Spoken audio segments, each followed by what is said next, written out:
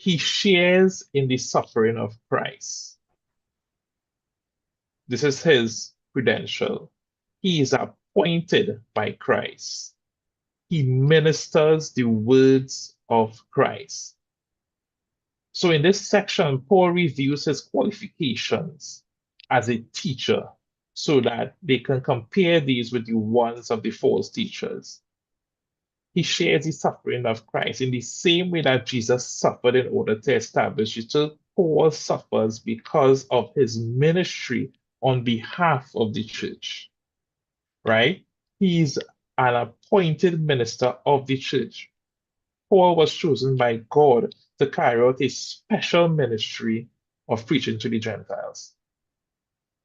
He ministers God's word. The apostle gives the Gentiles the entire content of the revelation about Jesus Christ that God has provided him with. The false teachers who do what they do for profit or power, who have appointed themselves to be the position that they hold and who teach things contrary or in addition to the revelation of Christ are no match when Paul compares his credentials to their ministry. Right? So Paul is saying here, I'm laying everything out to you. You make your choice, right?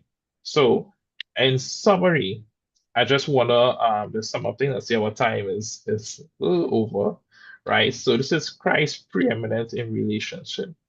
So this ends this section in our outline dealing with the preeminence of Christ in relationship. Paul explains that because of Jesus' position in the Godhead, behind creation and over the church, he is preeminent in relationship in every area of existence. In other words, everything that is connected to him first, God, creation, church. Then he shows that by virtue of this is Paul now, calling and ministry by Christ, he is a preeminent teacher of the church in comparison to the false teachers in the Colossian congregation. Right? In other words, in the other chapters, we'll go on to explain that Jesus' teachings are preeminent in doctrine. So that will be section 2, which we're not going to look at.